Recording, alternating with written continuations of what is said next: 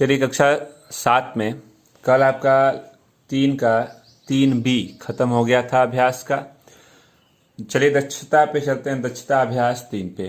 तो चलिए लिख लेते हैं पहले कौन सा लेसन है। दक्षता अभ्यास आपका 3 है। 3 में पहला क्वेश्चन सुन लीजिए पहले क्या कह रहा है। कह रहा है किसी परीक्षा में एक कक्षा के 15 शिक्षार्थियों के पूर्णांक 100 में से प्राप्तांक निम्नवत हैं: 0, 0, 30, 30, 20, 20, 40, फिर 30, 50, 60, फिर 50, 60, 80, 70, 30, 30। 1, 2, 3, 4, 5, 6, 7, 8, 9, 10, 11, 12, 13, 14, 15। मतलब 15 लड़के थे जो परीक्षा दिए, तो वो 100 नंबर में इतने इतने प्राप्त किए। समांतर माध्य पूछ रहा है। तो आपको कल बताया था हमने कि समांतर माध्य होता है, सूत्र था योग, पदों का योग बटा में पदों की संख्या। ठीक ना। तो चलिए योग कर लेते हैं। तो 0, 0, 30, 30, 20, 20, 40, 30, 50, 60, फिर 50, 60, 80, 70, 30, 30 और बटा में संख्या थी 15। ठीक ना। तो चलिए इसको जोड़ लेते हैं। इसको जोड़ने पे आपका रिजल्ट आ गया 600 बटा में 15, 15 चौके 60, यानी इसका आंसर क्या है। तो आपने कहा इसका आंसर 40 हो गया। नोट कर लीजिए आप पहला वाला क्वेश्चन। चलिए चलते हैं क्वेश्चन नंबर 2 पे। तो 2 को अगर आप ध्यान से देखते हैं तो 2 में दिया गया है कि 10 बालिकाओं के भार किलोग्राम में क्रमशः 40 किलोग्राम, 42, 41, 38, 36 और 36 के बाद 35, 42, 37, 35 और 35 किलोग्राम है। इनके भारों का समांतर माध्य ज्ञात कीजिए। तो इनके भारों का समांतर माध्य, तो आपने कहा अभी आपने सूत्र लिखा कि समांतर माध्य बराबर योग, तो 40, 42, 41, 38, 36, 35 हो गया 42, 37, 35 और 35 बटा में 1, 2, 3, 4, 5, 6, 7, 8, 9, 10, 10 हो गया। ठीक ना। चलिए ऊपर वाले को जोड़, तो जोड़ने पर आपका रिजल्ट आ गया, अब बटा में 10 कर लीजिए। 1 0 से 0 कट जाएगा। तो जो उसका जो समांतर माध्य है वो कितना हो जाएगा, 88 किलोग्राम हो जाएगा। ठीक, नोट करिए आप इसको।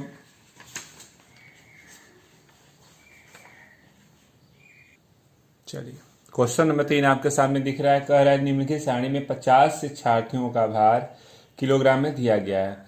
उनके भार का समांतर माध्य ज्ञात कीजिए। उनके भार का समांतर माध्य ज्ञात कीजिए।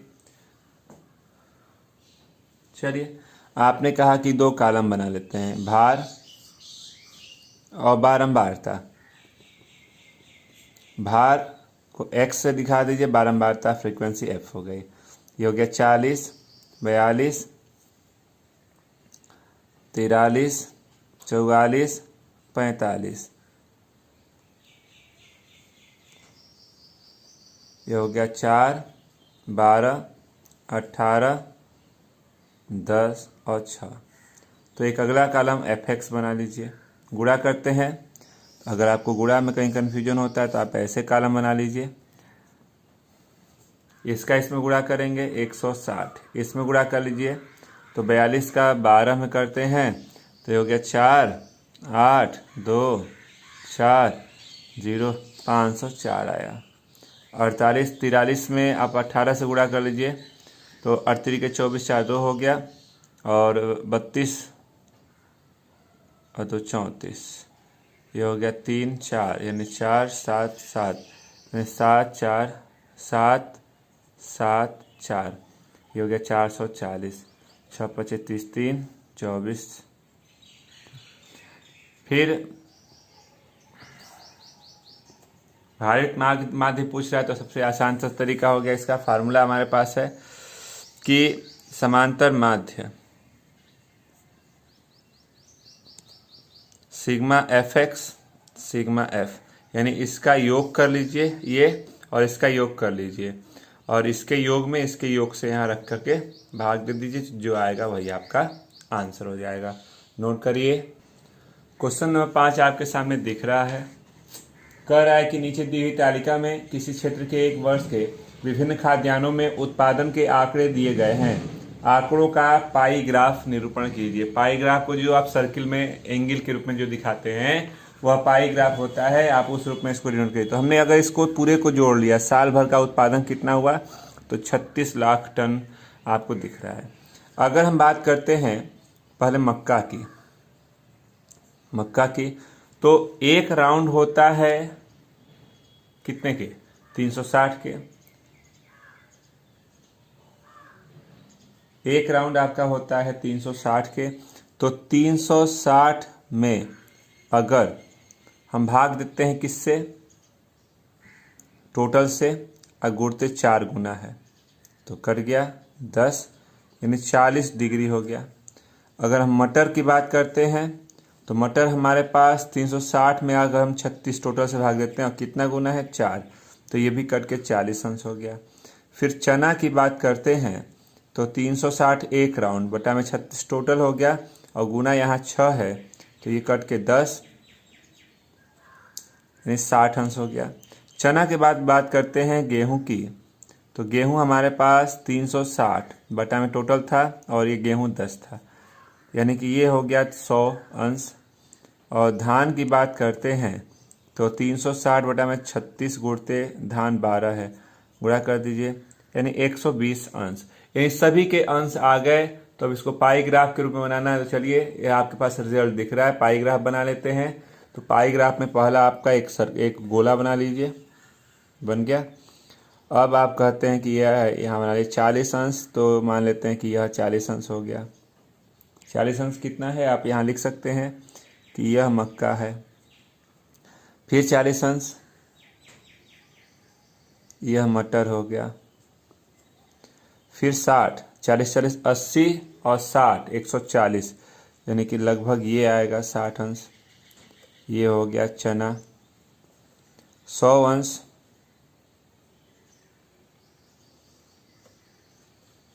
ये 100 अंश दिख रहा है, तो ये हो जाएगा गेहूं। और जो बच गया है वो 120 अंश क्या है, धान हो गया। तो ये पाई ग्राफ हो गया। बना सकते हैं आप इसको। क्वेश्चन नंबर 6 आपके सामने दिख रहा है। कह रहा है कि रविवार के दिन किसी बेकरी की दुकान में हुई विभिन्न वस्तुओं की बिक्री कोष्ठक में रुपए में नीचे दी गई है। दिख रहा है त्रिज्यखंडों के केंद्रीय कोण ज्ञात करते हुए सारणी बनाइए और इस सारणी का प्रयोग करते हुए पाई चार्ट खींचिए। ठीक ना। तो चलिए पहले हम इसका योग कर लेते हैं। जो बिक्री हुई है वो कितने की योग की हुई है, इसको आप जोड़ लेते हैं। तो 720 की रुपए की बिक्री हुई है। ठीक ना। अब अगर हम इसको डिग्री में बदलना चाहते हैं, पहले कह रहा है कि आप इसको डिग्री में बदलिए, तो चलिए पहले ब्रेड वाले को बदलते हैं। तो आपने कहा क्या, तो आपने कहा कि 320 है बटा में टोटल, 320 है बटा में टोटल यानी 720 और गुणते कर देते हैं आप 360। तो आपका आ गया, हल किया तो ये हो गया 160 अंश।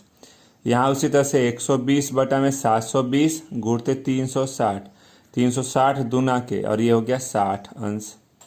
फिर आते हैं यहाँ आप 160 720 गुणते 360, 360 दूना के यानी ये 80 अंश। यहाँ हो गया 80 बटा में 720 गुणते 360 दूना के 720 यानी 40 अंश। और ये हो गया 40 बटा में 720 गुणते 360, 2 बार में कटा यानी ये हो गया 20 अंश। यहाँ 700, बस ये तो योग था, आगे नहीं जाना था, ये हो गया। अब इसको एक सर्किल में बना के आपको दिखा देना है। तो चलिए नीचे हम सर्किल भी बना दे रहे हैं। अगर सर्किल बनाना चाहते हैं तो ये आपका एक सर्किल बन गया। ठीक ना। आप इसको दिखाना चाहते हैं तो पहले आपका 60 अंश, ये 60 हो गया, किसका है 60 बनाया तो 60 मान लीजिए हमने बना दिया कि मीठा नमकीन हो गया। चलिए मीठा नमकीन, पहले ये मीठा बिस्कुट है जी, नमकीन नहीं है। मीठा बिस्कुट हो गया पहला। ठीक, मीठा बिस्कुट के बाद आते हैं 160।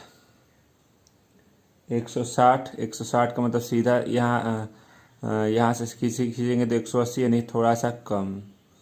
ये हमारे पास 160 वाला क्या है, तो आप बोल देंगे कि यह ब्रेड है। आगे बढ़िए, 2 हो गए। 80 अंश नीचे चलिए, 80 अंश यहाँ से ये आपका सीधा खींचेंगे तो 90, यानी कि कम। ये हो गया 80 अंश क्या है, नमकीन बिस्कुट। तो ये नमकीन बिस्कुट हो गया, ठीक ना। आगे बढ़ते हैं तो आगे आपके पास 40 अंश, तो ये 40 अंश हो गया क्या है, पेस्ट्री। और जो बच गया है वो 20 अंश क्या है, तो आपने कहा अन्य में है, तो ये आपका पाई ग्राफ हो गया। ठीक, तो आप इसको नोट कर लीजिए, आपका ये लेसन समाप्त हो गया। कल नई प्रश्नावली शुरू की जाएगी। बस।